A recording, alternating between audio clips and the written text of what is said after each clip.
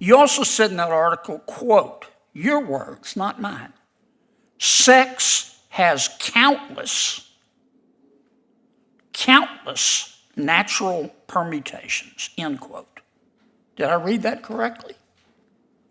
I believe that is consistent with medical science and under the Daubert standard, the science that comes in as expert testimony in trials. On October 13, 2020, while you were serving as a state judge, you wrote an article for The Atlantic entitled, quote, your words, not mine, America's judiciary doesn't look like America. And you criticized this committee and President Trump for his judicial nominees. You said, quote, these are your words, not mine.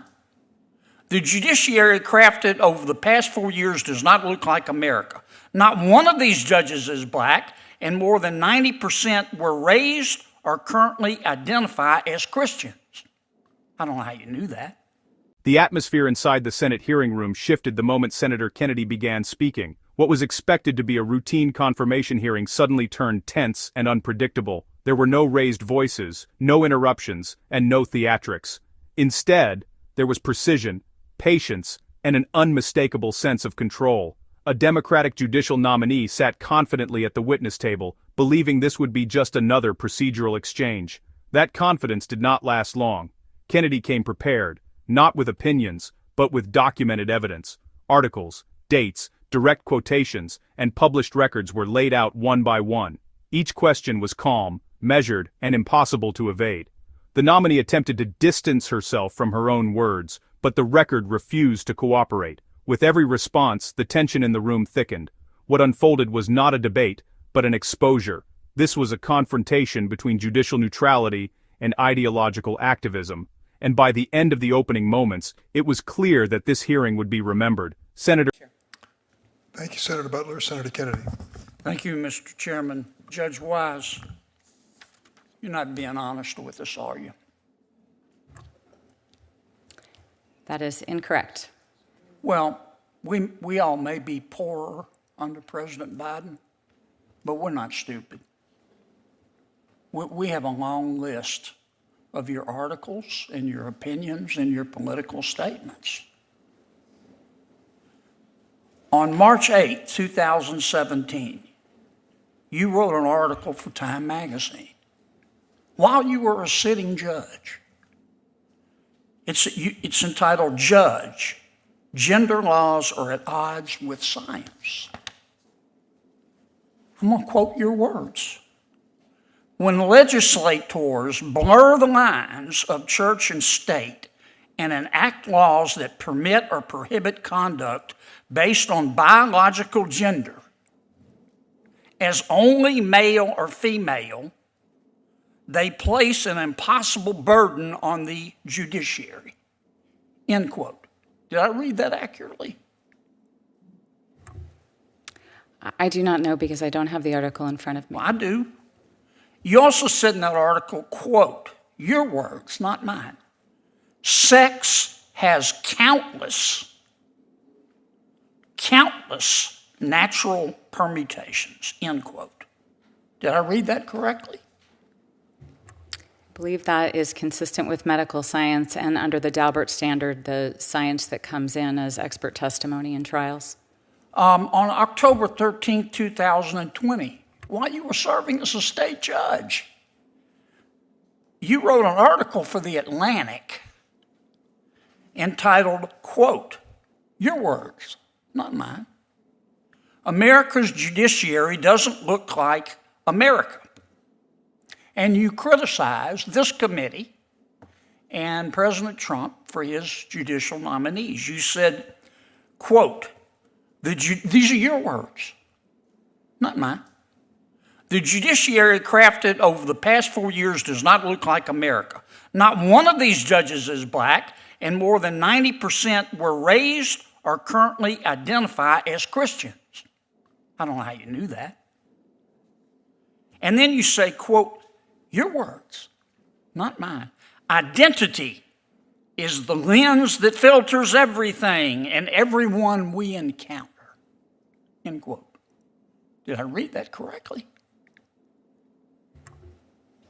Again, I don't know because I don't have the article in front of me. I do. I got it right here. You wrote another article on July 31, 2020 for the San Francisco Daily Journal, in which you advocate for the right of sitting judges to be able to go to protests, didn't you? That is incorrect. No, it's not. I'm looking at it right here. This is what you say. No judge should be ethical. Your words, not mine. You just said you didn't say them. You turned these articles over. No judge should be ethically constrained from speaking or taking action that reinforces that constitutional and moral imperative. May judges participate in demonstrations that denounce racism, support equal justice, and reinforce our constitutional rights to free speech and peaceable assembly? Yes. End quote. Did I read that correctly? I don't know because I don't have the article in front of me. If you're a federal judge, are you going to go to protests?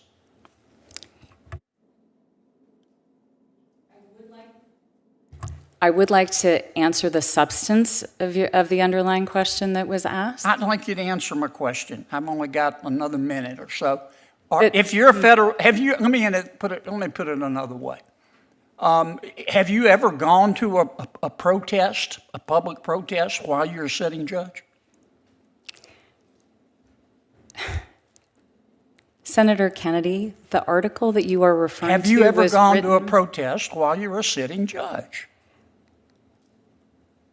I do not believe that I have ever attended a protest as a sitting judge, or perhaps ever in my life. And you talk about Girls Inc. You say you've never heard of them. You were on the, or you don't know that much about them. You were on the board from 2014 to 2024. You're still on their board, aren't you? I'm not. My term expired this last month. And you've given them over $50,000, haven't you? I do not believe that is correct. That's what your report says. And this is the same Girls Inc. that says, quote, on its website, here's how they define girls. Quote, girls refers to gender expansive youth, cis girls, trans girls, non-binary youth, gender and non-conforming youth, genderqueer youth, and any girl-identified youth. Did I read that correctly?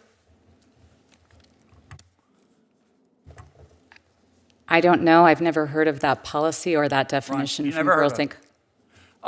Listen, in spite of your, can I just have 30 more seconds? In spite of your strongly held political beliefs, and we've got all of them, all your articles, they're as long as King Kong's are you telling us today, do you believe that you will not allow your strongly held political beliefs to influence your judicial opinions? Do you believe that? The best evidence of the type of federal judge I will be, Yes, the ma'am. type of Do you judge, believe that? Do you believe that? is the type of judge I have been for 10 years, who is one who always puts the law above my personal Do you views. also believe in Bigfoot?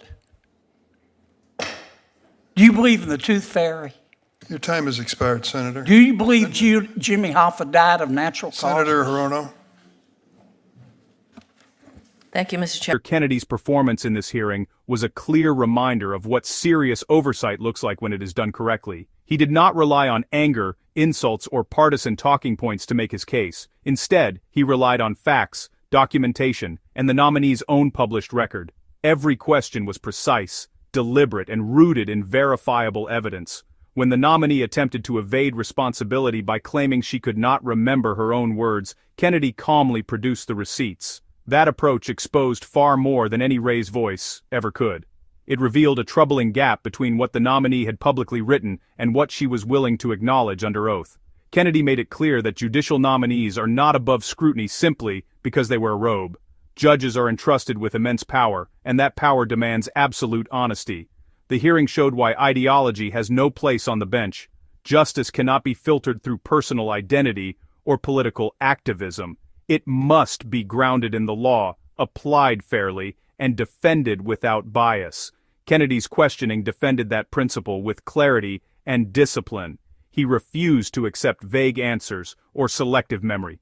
Each follow-up reinforced the importance of accountability. The exchange sent a strong message to future nominees. Written words matter, past statements matter, and records follow you into the hearing room. Kennedy's calm persistence protected the integrity of the confirmation process. He demonstrated that oversight is not about humiliation, but about truth. In doing so, he stood firmly on the side of judicial integrity and the American people.